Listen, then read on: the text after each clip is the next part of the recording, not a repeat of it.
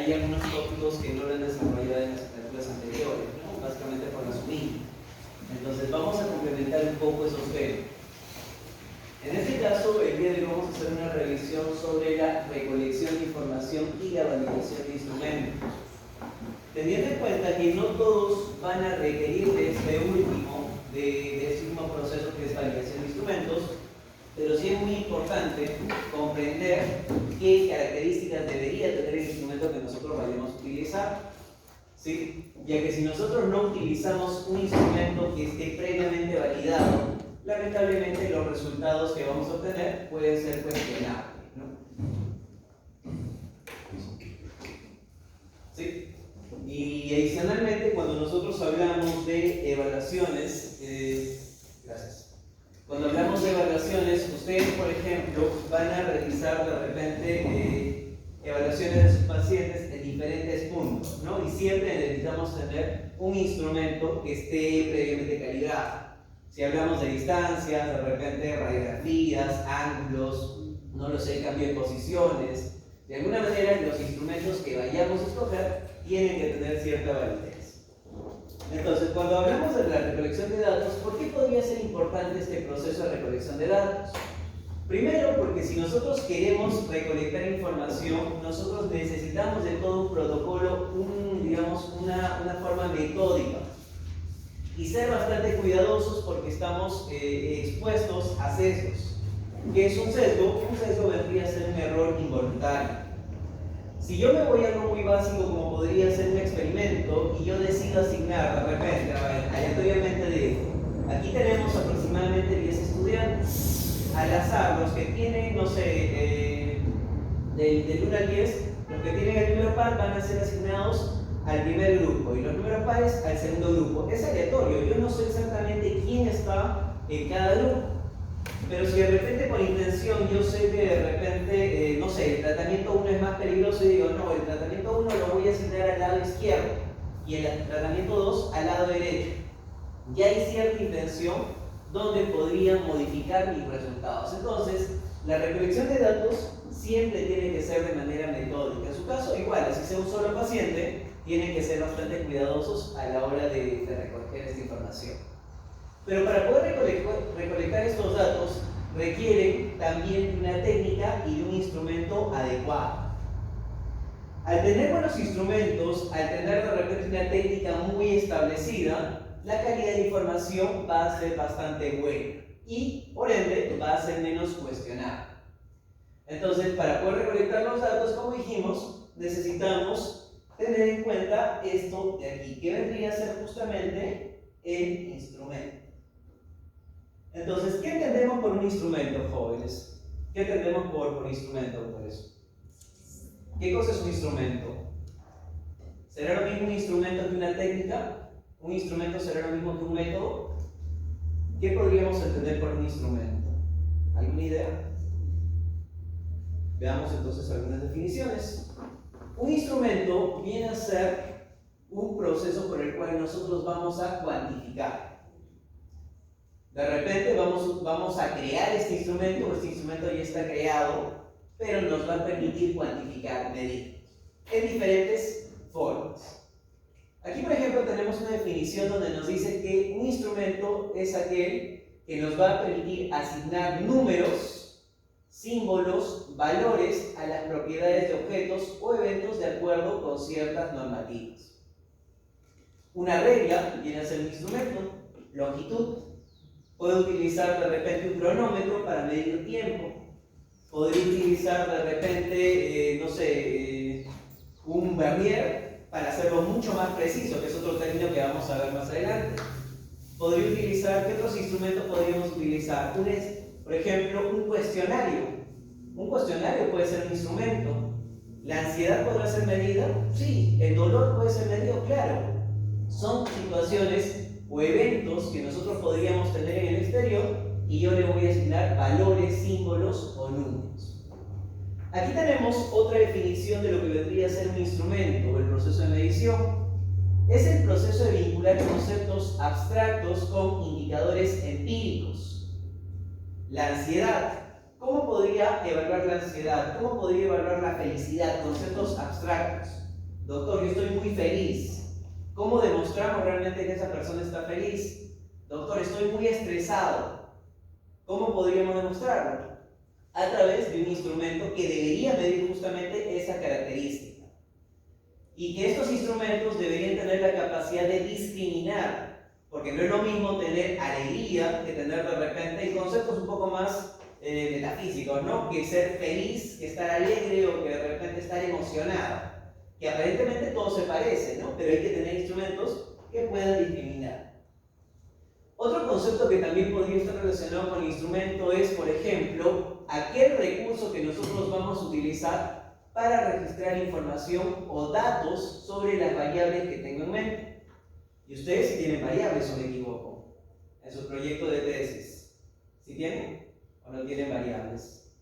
Algunos de ustedes creo que están trabajando con anomalías transversales, me parece.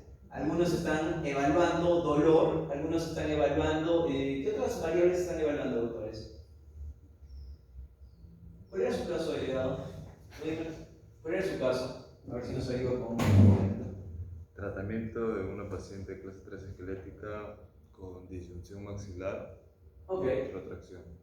Ok, ¿y qué es lo que usted evaluaría en ese caso? ¿Qué esperaría? Me imagino que ha instalado varios aparatos, pero ¿qué cambios espera encontrar? Cambios transversales y sagitales, ¿no? Ok, dimensiones básicamente. Longitudes, cambios en longitudes. De repente espacios entre las molares, no lo sé, o de repente cambios en la posición, cambios en la angulación. Entonces, todos esos procesos van a ser registrados y deberían ser bastante cuidadosos. Y aquí hay una diferencia entre lo que nosotros podríamos hablar entre una técnica y un instrumento, porque a veces confundimos esos dos términos. La técnica vendría a ser el procedimiento por el cual yo voy a establecer de repente esa relación entre el dolor, ¿sí? Que vendría a ser mi variable, y de repente el sujeto, qué tanto dolor percibe el paciente. O de repente, ¿cuáles van a ser mis procedimientos? ¿Cómo voy a evaluar esta situación? Una técnica podría ser, en su caso, me imagino que va a utilizar técnicas radiográficas, ¿sí? Va a utilizar radiografías. En cambio, el instrumento ya es el mecanismo intrínseco por el cual vamos a realizar la recolección y registrar la información. Y este va a depender mucho de los tipos de variables que nosotros vayamos a utilizar. Recordarán de repente que tuvieron una clase, si no me equivoco, con la doctora Leslie de este tema, donde les habló de los diferentes tipos de variables. Hay variables que pueden ser categóricas, ¿sí? Categorías, grupos. Algunas podrían ser de naturaleza nominal, sí o no. Algunos podrían ser ordinal, de repente bajo, intermedio, alto, o nivel de instrucción, nivel de dolor. Podríamos hablar de repente de medición por intervalos y mediciones de razón. Y cada uno de estos conceptos tiene que ver mucho, ¿sí? Tiene mucho que ver con la precisión. Por ejemplo, aquí nosotros tenemos un concepto que siempre, como odontólogos vamos a trabajar, que es el dolor. El dolor es una condición que se presenta ante múltiples tratamientos que realizamos. Y este puede ser evaluado con diferentes instrumentos. Una forma básica podría ser, considerando una medición nominal, ¿cuál podría ser? ¿Siente dolor? Sí o no. No me interesa si es alto o bajo, pero siente o no siente dolor. ¿La doctora sintió dolor en el tratamiento de ortodoncia? Sí. La doctora también, su paciente también sintió dolor. Ambos van a ser agrupados dentro del mismo grupo. Pero si a cada uno de los pacientes, por ejemplo, nosotros le solicitamos qué tanto dolor has percibido, y en este caso nos indica, por ejemplo, un dolor de baja intensidad, moderada o incluso de elevada intensidad, ya podríamos ir discriminando, ya no pertenecen al mismo grupo. Entonces, ya estamos siendo mucho más precisos. O incluso podríamos utilizar algunos instrumentos que son mucho más precisos, como este de aquí, la escala visual analógica. Y esta es la escala visual analógica que se utiliza en investigación, ¿sí? Donde nosotros vamos a tener una regla que exactamente mide 10 centímetros o 100 milímetros, que es su equivalente, y tiene valores de 0 y 10. 0 sin dolor y 10 el máximo dolor. Le preguntamos al paciente, el paciente dirá, yo sí sentí dolor. Entonces no puedo estar en esta primera parte, tengo que estar en esta segunda parte, pero tampoco es tan intenso. Bueno, aproximadamente a veces sentir un dolor a este nivel. Yo con una regla milimétrica puedo cuantificar. Eso es lo útil para una investigación. Pero cambiemos un poco la situación. De repente tenemos un paciente pediátrico. Lamentablemente el paciente pediátrico no nos va a entender esas indicaciones. O de repente tengo un paciente que tiene ciertas limitaciones cognitivas o desarrollo o alguna situación, entonces podría utilizar otra escala, como podría ser la escala de Wong y Baker, ¿no? Donde evaluamos caritas y tratamos de relacionarla, ¿no? O, por ejemplo, con la primera carita no siente dolor y con la última vemos de que el niño siente mucho dolor. Entonces, podemos evaluar la misma variable con diferentes instrumentos, algunos mucho más precisos que otros, pero eso está asociado con el objetivo de la investigación. Entonces, todo instrumento debe cumplir con estos requisitos. Por ejemplo, debería ser un instrumento válido, debería tener validez. El instrumento que nosotros vayamos a escoger para poder determinar, no sé, los cambios, en el caso del doctor, cambios transversales, me parece, necesita tener validez. Doctor, yo lo medí con una reglita. Puede ser cuestionable, ¿no? La regla que utilizó podría ser de repente no calibrada. Doctor, utilicé la regla del programa, del software. Ah, ok, es un instrumento que tiene mayor validez. ¿Qué otra característica más necesitamos tener en cuenta? Que el instrumento sea confiable. Y los dos conceptos son diferentes. Y también, no menos importante, que el instrumento también sea objetivo. ¿Sí? Son las tres características que yo necesito tener para escoger un instrumento válido, confiable y objetivo. ¿A qué llamamos validez? A que lo que yo necesito observar o cuantificar tenga un valor verdadero. ¿Qué significa que sea confiable? Que si yo de manera repetitiva vuelvo a hacer la misma medición, debería obtener los mismos resultados. Y en el caso de la objetividad, como dijimos, que este instrumento sea lo menos sesgable posible. Imagínense que, por ejemplo, el doctor utilizó ese instrumento y su compañero también dice, oye, pásame ese método, pásame la técnica, yo también quiero aplicarlo a mi paciente. Debería ser repetible y también debería darme el valor verdadero. No porque el segundo compañero lo realice, de repente le puede salir una longitud más grande o de repente obtenga otros resultados. ¿Se entiende? Entonces, un instrumento debería cumplir con estas tres características: validez, confiabilidad y objetividad. Veamos aquí un pequeño ejemplo bastante práctico. ¿Qué vemos aquí? Un reloj, ¿verdad? Un reloj. En este caso, si nosotros hablamos de una hora, supongamos que son las 7:32, 7:32. Si el reloj estuviese marcando las 7:32, nosotros podríamos hablar de que el instrumento es válido. ¿Por qué es válido, doctores? Aquí imaginemos un poquito, ¿no? 7:32. Yo le pregunto a la doctora, ¿qué hora es, doctora? 7:32, doctor. ¿Es un instrumento válido? Porque dijimos que la validez era aquella característica donde nos daba el valor verdadero. Eso es validez. Pero a la vez también podría ser confiable. Sí, va a ser confiable, porque si mañana, al mismo momento, no sé, mirando otras situaciones, no sé, las estrellas, el sol, qué sé yo, le vuelvo a preguntar, ella me va a decir también, son 7:32. Entonces, es confiable. Pero lo más importante es que ese instrumento me está dando la realidad, es válido. Pero, ¿qué pasaría si de repente este reloj, después de algunas horas, marca las 3 de la tarde? Y pasada una hora, marca las 4, y así de manera consecutiva. Cada cierto periodo está dando una hora. ¿Qué podríamos decir? De que este instrumento, en este caso, además de válido, es un instrumento confiable. Porque cada periodo va a incrementar, o cada vuelta va a incrementar una hora. Entonces podría decir de que este instrumento es válido y a la vez confiable. Pregunto, ¿y qué pasaría si este reloj, por algún error, de repente batería, se atrasa o se adelanta, pero sigue dando la misma vuelta? En algún momento la batería bajó un poquito y se retrasó. Pero nosotros volvemos a evaluar y nos damos cuenta de que justamente una vuelta es una hora. ¿Qué podríamos decir de este instrumento? ¿Es válido? ¿Es válido pero no confiable? ¿O no es válido pero sí confiable? No válido. No es válido. No es válido. ¿Y será confiable? No es válido. En eso estamos de acuerdo, porque no me está dando la hora real. Ya se adelantó o ya se atrasó. Ya no es válido. ¿Pero será confiable? Se está dando una vuelta en una hora. Está dando vuelta en una hora. Sí, pero no me estaría midiendo lo que yo quiero saber. Claro, pero estamos viendo las dos características. Como instrumento creo que ya estamos cuestionando. Porque dijimos que para que sea un buen instrumento necesitaba validez, confiabilidad y objetividad. Pero por ejemplo, cuando el reloj de repente se atrasó una hora, media hora o por alguna razón, ya no es un instrumento válido. El concepto de validez tiene que darnos la realidad que estoy midiendo. ¿Y podría ser confiable? Sí, es confiable. ¿Se entiende?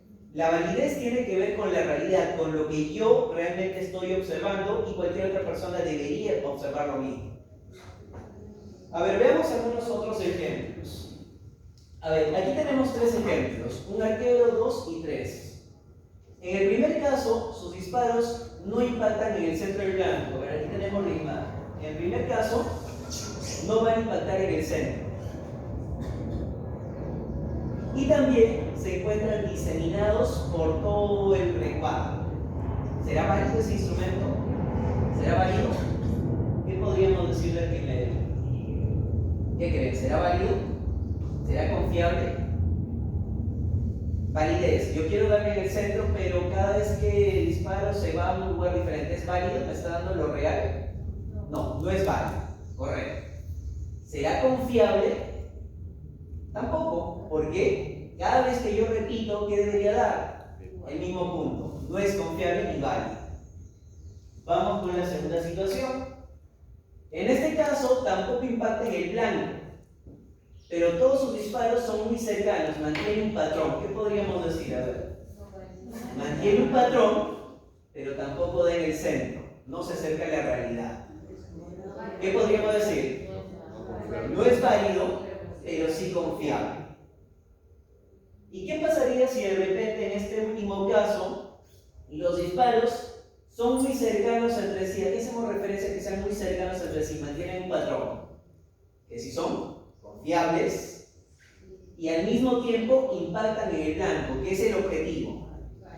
¿Qué podríamos decir? Que en este caso, primero va a ser válido porque llega al centro y a la vez también va a ser confiable porque cada medición que yo realizo va a seguir dándome el mismo resultado. Entonces, ¿entiende esos dos conceptos de confiabilidad y también de validez? ¿Sí? Ok. Entonces, si nosotros hablamos un poquito más de validez, existen dos características que también se pueden cuantificar o se pueden medir. Uno de ellos es la sensibilidad y el otro es la especificidad. Características que podrían ser mucho más importantes de repente cuando nosotros hablamos de test o de repente instrumentos epidemiológicos. O de repente cuando yo quiero tratar de detectar algo, ¿no? Usualmente esto se considera más para pruebas de tamizaje. Por ejemplo, una prueba de embarazo, una prueba de COVID. De repente estamos hablando de, ¿qué podría ser? Cualquier instrumento puede ser susceptible de cuantificar qué tanta sensibilidad y qué tanta especificidad puede tener. Entiéndase, por ejemplo, como sensibilidad de un instrumento que me dé los verdaderos positivos. Capacidad de un instrumento de catalogar esa característica como tal. Eso debería ser la sensibilidad. ¿Qué tan sensible es ese instrumento? Y la otra característica que debería ser la especificidad, la probabilidad que tiene la persona para de repente ser clasificada como tal. Tengo una persona sana, debería estar clasificado dentro del grupo de los sanos con este test que quiero evaluar. Imagínense, por ejemplo, que hay algunos exámenes, ¿sí? Sí, adelante. Podríamos tener algunos test, por ejemplo, un test de depresión. Hay un test muy conocido que es el THQ-9, que son 9 preguntas, y con esas 9 preguntas podríamos saber si el paciente está o no deprimido. Podríamos tener de repente un instrumento también, no sé, de conocimientos. Con 10 preguntas podríamos saber si conoce o no conoce el tema. O el mismo examen que se les toma a ustedes. Podría ser un instrumento que permite saber si ustedes conocen o no conocen el tema. Y cada instrumento debería darnos justamente una sensibilidad y una especificidad. Si este estudiante saca de repente una puntuación de 11, ¿qué puedo decir de este estudiante? De que posiblemente conoce el tema. Nuevamente volvemos a la dicotomización. ¿Y qué pasaría con aquel estudiante que de repente sacó un 8? Aparentemente yo diría que no conoce el tema. Pero nos ponemos a pensar de que realmente los estamos clasificando de esa manera. ¿Es correcta esa clasificación? No necesariamente. Porque podría ser que ese estudiante de los 8 temas de la primera unidad estudió los primeros 4 temas y para su mala suerte el examen no vino de ninguno de esos 4 temas. Entonces no siempre vamos a hablar de una sensibilidad o especificidad del 100%. ¿No? Son conceptos que podrían ser un poquito más cuantificables. Pero como les comento, eso ya tiene que ver con una evaluación más epidemiológica o de repente con algunos instrumentos cuando necesitamos tener una mayor precisión. Y por ejemplo, cuando nosotros hablamos de la confiabilidad, también nosotros deberíamos tener en cuenta de que este instrumento debería tener menor variabilidad. Cada vez que utilicemos ese mismo instrumento, debería darnos el mismo valor. Pero ¿eso será real, doctores? ¿Será posible que cada vez que yo mida algo me dé siempre el mismo valor? Ustedes han utilizado el Barnier, lo conocen bastante bien, el Barnier electrónico. ¿Qué es lo que observamos en ese caso? Siempre hay una coma, ¿no? Coma, punto, algo, algo. 2 decimales por lo menos. ¿Y siempre nos va a dar el mismo valor? Basta que presione un poquito y ya se corrió 0.01 milímetros.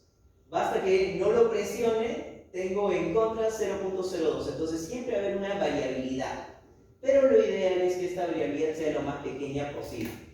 El instrumento que yo escoja debería tener la menor variabilidad. O incluso cuando ustedes hacen evaluaciones radiográficas, ustedes van a colocar 2 puntos. ¿En una siguiente medición va a ser el mismo puntito? No necesariamente.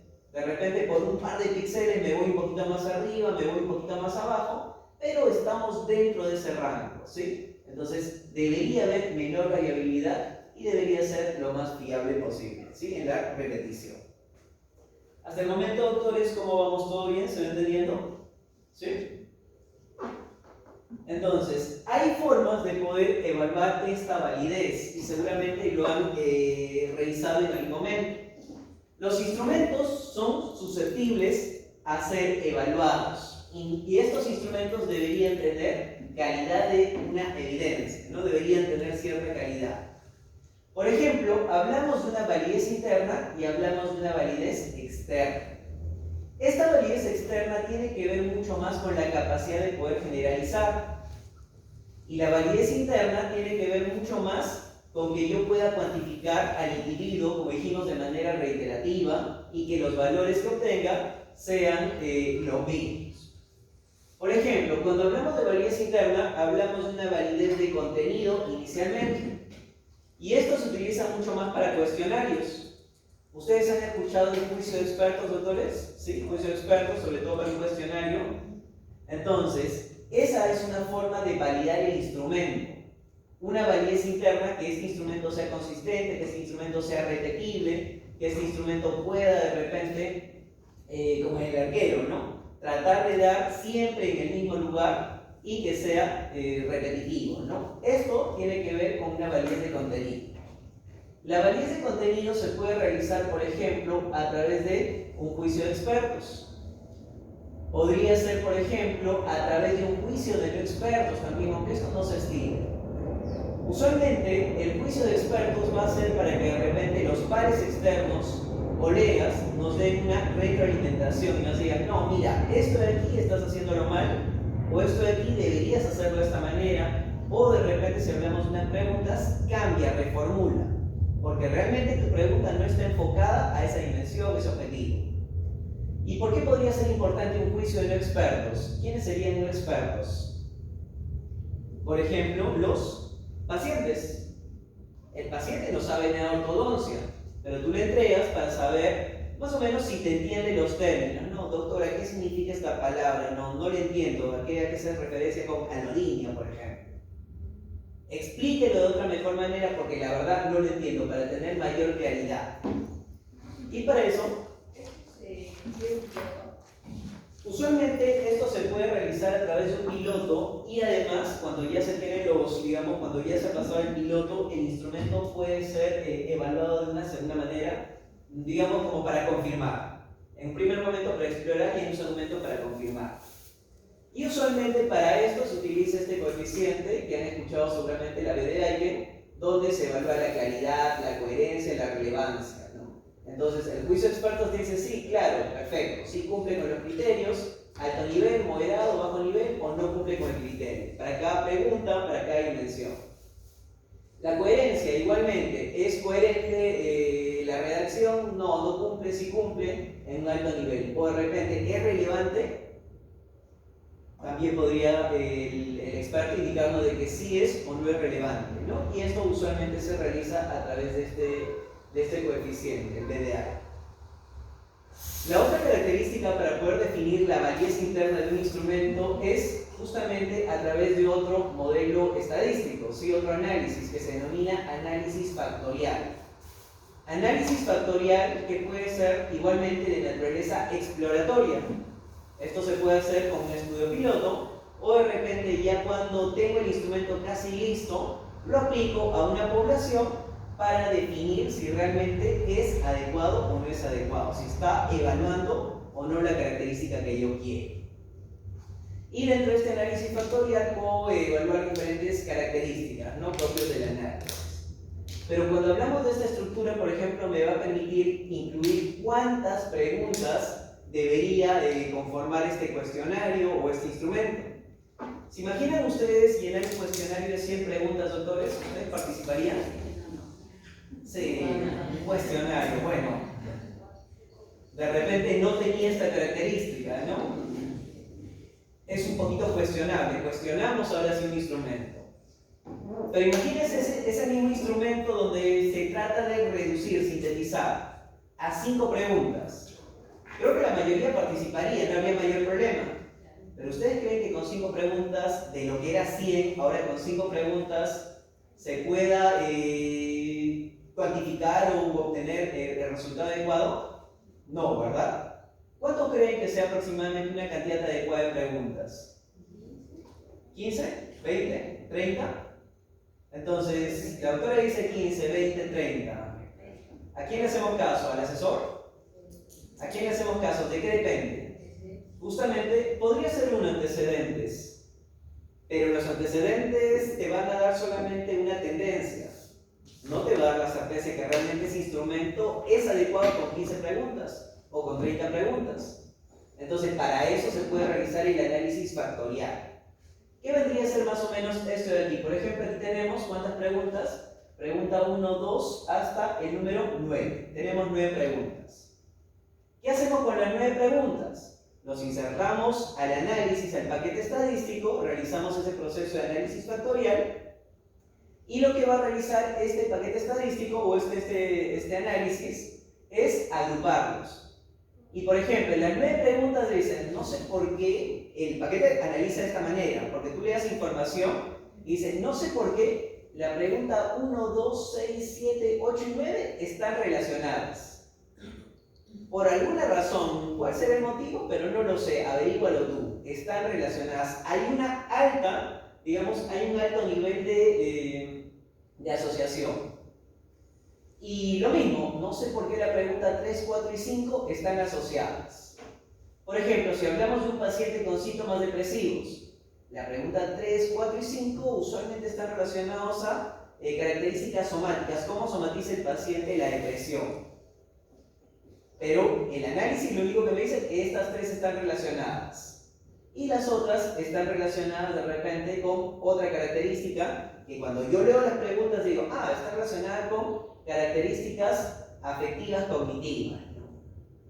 Entonces, este análisis me permite discriminar cuántas dimensiones podría tener el instrumento. Doctor, por mis antecedentes yo solamente había contemplado 4 dimensiones. En realidad eran 4. No, de repente 2 de ellas están muy estrechamente relacionadas y realmente forman parte de una misma dimensión. Entonces, eso es lo que te permite un análisis factorial, agrupar y luego de ello definir, ¿no? O de repente de todas estas 9 preguntas, de repente la 8 y la 9 los separa. ¿Qué significa la 8 y la 9 entonces? ¿Podrían formar parte de este cuestionario? Lo más probable es que no. Yo como investigador tendré que revisar qué es lo que realmente estaba preguntando en la pregunta 8 y 9, porque de repente esas preguntas, no sé, estaban mal formuladas, de repente no tenían la alternativa correcta, o de repente eran incomprensibles, debe tener una característica. Entonces existe ese procedimiento que se conoce como análisis factorial, el cual nos va a permitir realmente discriminar qué preguntas pueden mantenerse, qué preguntas podrían retirarse, o qué preguntas están mucho más relacionadas, o incluso duplicadas, ¿no? Están, digamos, formuladas con diferentes palabras, pero me evalúan lo mismo. ¿Para qué voy a medir lo mismo? Entonces, eso vendría a ser justamente la estructura interna, ¿no? Todo instrumento debería contar con este análisis. Y la otra que vendría a ser, por ejemplo, otro análisis estadístico, que es el funcionamiento diferencial, que tiene que ver mucho con lo que estábamos comentando anteriormente. Y esto tiene que ver con la capacidad del instrumento de ser utilizado a lo largo del tiempo. Por ejemplo, yo estuve trabajando con un cuestionario en pandemia. ¿Ustedes creen que ese cuestionario todavía sigue siendo válido para el año 2025, donde la pandemia aparentemente ya desapareció? ¿Qué creen? ¿Sí o no? Aparentemente no, porque la realidad ha cambiado. Pero si yo les digo, doctores, voy a evaluar dolor en pandemia y voy a evaluar dolor en el año 2025, el dolor no cambia. Entonces, para eso se realiza este análisis del funcionamiento diferencial de los AIP, ¿no? Y igualmente se puede evaluar la varianza, si existe varianza entre los grupos o varianza a lo largo del tiempo.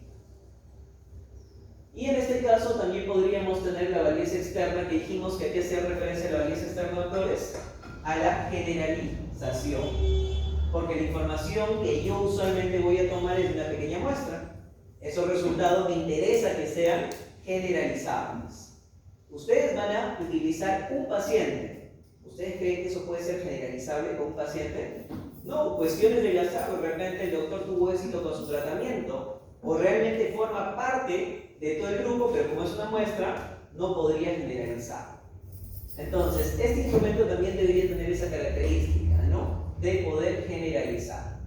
E igualmente hay 2 niveles o 2 características que se deben evaluar: la convergencia y que también ese instrumento sea discriminante. ¿Qué quiere decir? Que, por ejemplo, que este instrumento permita identificar si está relacionado con otros instrumentos. Y lo que nosotros siempre buscamos al comparar con otro instrumento es que exista una alta correlación. Es lo que nosotros buscamos. ¿Recuerdan, por ejemplo, el ejemplo del dolor que yo les mostraba? ¿Qué esperaría si, por ejemplo, yo evalúo el dolor utilizando esta primera escala, el EVA? Y mi paciente me dice que sintió un dolor de 4.5, aproximadamente aquí. Que al compararlo con cualquier otra escala, me indique que aproximadamente estaba en este rango. Comparamos. Doctor, yo logré medir esto con una regla sencilla ahí de mercadito que conseguí. ¿Ok? ¿Y lo ha comparado de repente con otro instrumento? Sí, doctor, lo comparé con un Vernier. ¿Y qué tal?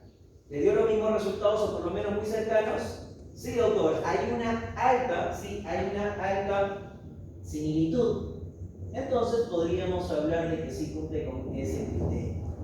Como dijimos, eso también puede ser cuantificable a través de una correlación, como podría ser la correlación de Pearson. En el caso de la correlación de Pearson, aquí nosotros podríamos tener la tablita donde nos indica que debería haber una correlación perfecta de 1 y lo más cercano a ella, ¿no? Lo aceptable es usualmente hasta 0.8. Pero el hecho de que tenga valores un poquito menos tampoco lo hace menos válido, pero sí de repente hasta en algunos casos podría cuestionarse.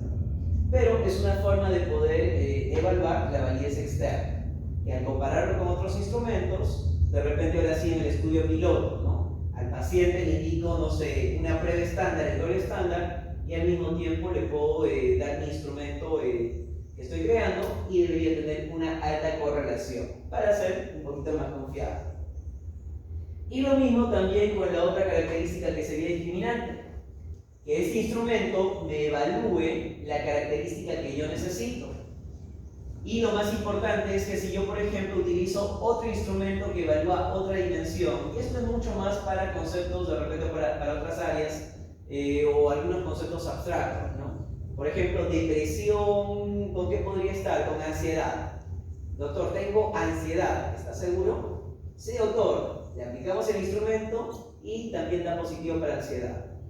Entonces debería discriminar realmente cuál de las dos patologías estamos tratando, ¿no? Como le digo, esto usualmente es más para test psicológicos e igualmente se podría utilizar la misma correlación, ¿no?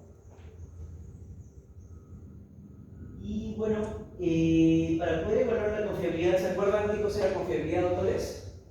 Hablábamos ya de validez, ¿qué cosa era confiabilidad? Característica que tiene un instrumento de ser repetible, ¿no? Que cada vez que nosotros repetimos sea, nos dé el mismo valor. En este caso también existen formas a través de la consistencia interna, Terry test y también pruebas paralelas. Por ejemplo, cuando hablamos de consistencia interna, como dijimos, de que estos ítems estén relacionados con una dimensión. Y hemos visto que eso también puede ser evaluado a través de la validez, ¿no? Como dijimos con el análisis factorial. Y también se puede evaluar con estos análisis como vendría a ser el alfa de Cronbach. Entonces, alfa de Cronbach, ¿qué es lo que evalúa? ¿La validez o evalúa la confiabilidad? La confiabilidad. Por ejemplo, podríamos tener también el Terry test, es decir, también que estos instrumentos puedan ser igualmente estables a través del tiempo, ¿no? Ese mismo instrumento lo evalúa ahora, lo evalúa al mes, a los 4 meses, y si la condición no ha cambiado, debería darme el mismo resultado. Y usualmente para esto también se utiliza un coeficiente de correlación. O las pruebas paralelas, donde de repente utilizamos el mismo instrumento pero cambiamos las preguntas. Si yo, por ejemplo, a la doctora le doy los 2 exámenes, pero con preguntas desordenadas, alternativas desordenadas, si conoce de cierto tema, obviamente debería tener la misma calificación, ¿no? Entonces también se puede evaluar la confiabilidad a través de esos métodos. Ok, doctores, preguntas, dudas, consultas. Y ya para finalizar, ¿cómo podría adaptar mi instrumento? Como les comento, me imagino que no va a ser su caso porque ustedes ya tienen técnicas o protocolos bastante estandarizados, pero si en algún momento desean adaptar mi instrumento, se debería seguir esos pasos. Lo primero, seleccionar el instrumento. Lo segundo, tratar de evaluar algunos aspectos técnicos propiamente, como vendrían a ser permisos. Y esto a veces lo omitimos, ¿no? Doctor, lo descargué en internet, ¿puedo utilizar ese instrumento? ¿Qué creen? ¿Qué sería lo ético? Ya como les digo, es un poquito cuestionable. ¿Qué debería hacer? Escribirle al autor, ¿sí? Escribirle un correo, decirle que me interesa, si me da la autorización, el permiso, para poder utilizarlo, para realizar la traducción o lo que corresponda a la modificación. Debería. Luego de ello, realizar la traducción, la reformulación. ¿Se puede modificar las preguntas, doctores? Ustedes han encontrado cuestionarios. ¿Se podría modificar las preguntas? ¿Qué creen? Claro, es un nuevo cuestionario. Claro, es una modificación del cuestionario que debería pasar por todo el protocolo. Incluso cuando este instrumento solamente ha sido traducido, tiene que validarse. Debería. Y hemos visto diferentes instrumentos, ¿no? Para evaluar la validez y la confiabilidad. Y también, como dijimos, ya luego de esta traducción, la reformulación, los cambios, se evalúa el análisis de validez y confiabilidad. Y hemos visto, por ejemplo, el BDI, el análisis factorial, porque quizá ese instrumento funciona muy bien en determinado contexto y en el nuestro no funciona. Por el nivel de comprensión, de repente por la idiosincrasia de los participantes o algunos otros factores, ¿no? Y una vez que ya validaste este instrumento, ahora sí puedes recolectar la información y analizar los datos. De esta manera tú vas a tener un instrumento que sea válido y confiable, con una menor cantidad de sesgos. Entonces, hay algunos errores que se deberían evitar cuando nosotros utilizamos instrumentos. ¿Se puede utilizar instrumentos desarrollados en el extranjero que no han sido válidos en nuestro contexto? No debería. Pregunto, ¿y por qué utilizamos entonces el EVA? ¿Por qué utilizamos este instrumento que es el EVA, escala visual analógica? Porque hay instrumentos que pueden ser válidos incluso en diferentes contextos. Usualmente los instrumentos cuando cambian de contextos pierden validez, pierden confiabilidad, pero son muy pocos los que pueden mantener esa característica. Por ejemplo, si van a hacer, no sé, las mediciones, ustedes que hacen análisis de Ricketts, de McNamara u otros, ¿qué creen? ¿Necesitará validar? ¿Sí o no? ¿Dónde fue revisado, por ejemplo, el análisis de Ricketts? ¿En qué población? Población europea. ¿El análisis de McNamara? También. Hay análisis, no sé, pues de una población brasileña. ¿Sería correcto que ustedes utilicen esos instrumentos? Por necesidad se utiliza, porque no se ha realizado la validación, pero ciertamente no es lo correcto. ¿Sí? Y dentro de su discusión, yo les sugeriría que busquen, porque si hay trabajos que ya se han tomado el tiempo de validar o de realizar análisis similares en poblaciones, ¿no? He visto bastantes trabajos donde dicen validación del análisis de Ricketts en una población cusqueña. Debe tener cierta característica, una justificación. Doctor, no encontraron diferencias, perfecto, pero ya tienen la certeza de que esa característica es la misma a pesar de que cambien los ciertos patrones. Entonces, no deberíamos utilizarlos, los utilizamos simplemente por comodidad, pero debería tener un proceso de validación. Aunque algunos ya han sido validados o incluso han sido adaptados, ¿no? Adaptaciones. Otro error frecuente es utilizar instrumentos inadecuados para las personas sujetos de estudio, que el paciente no puede entender. O de repente ustedes dicen, no doctor, yo voy a utilizar tal instrumento, tal medición. Perfecto, ¿estás capacitado para hacer ese análisis? ¿Debería utilizar ese instrumento? ¿Será confiable ese instrumento? Por ejemplo, ustedes dicen, doctor, un residente de primer año, por ejemplo. ¿Qué es lo que no podría analizar un residente de primer año? Un análisis se me ocurre, no sé. Un residente de primer año que no esté capacitado y que ustedes sí estén capacitados. Levanten el pecho, doctores. Levanten el ego. ¿Qué análisis podría ser? No sé, ortodoncia, insila removible, podría ser. Ustedes ya han tenido una capacitación, imagino, a lo largo de esos 3 años. Por ejemplo, ellos de repente no están tan capacitados, están en proceso de aprendizaje, eso no quita, ¿no? Pero ellos deberían hacer ese análisis en este preciso momento, el día de hoy, a las, no sé, 8 de la mañana. De repente no, necesitan capacitarse. Entonces, igualmente ustedes, si van a utilizar alguna medición, tengan la capacitación. Y ahí también existe otra forma de validación de la confiabilidad que podemos hacer una comparación, ¿no? Por ejemplo, un proceso de calibración. ¿Qué otra consideración más al utilizar un instrumento?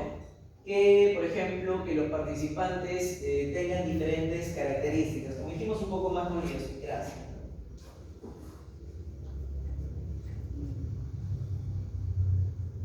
Algunos otros errores que usualmente se utilizan cuando se realiza la medición es de repente que varíen las condiciones en las que se aplica el instrumento. Imagínense que el paciente necesita tomarse la radiografía en posición parada, lo más vertical posible, no sé, con una mirada al vacío, pero el paciente está sentado. ¿Por qué razones? De repente tuvo un accidente, es un paciente postrado, silla de ruedas, no le vas a exigir. ¿Pero los resultados serán los mismos? ¿Cómo que no? O de repente el paciente recientemente ha tenido alguna intervención quirúrgica, se hizo la ortognática, o se hizo, no sé, alguna intervención, está inflamado. ¿Me va a dar resultados? No. Entonces hay que evaluar qué condiciones vamos a utilizar. Otra cosa es la estandarización, como dijimos, que no sean las mismas, ¿no? La estandarización, que los protocolos que vayamos a realizar siempre tienen que quedarse en la misma circunstancia. Y como dijimos, características propias, deficiencias propias de los instrumentos. Doctores, preguntas, consultas, dudas. Preguntas, dudas, consultas. ¿Están así? Así es.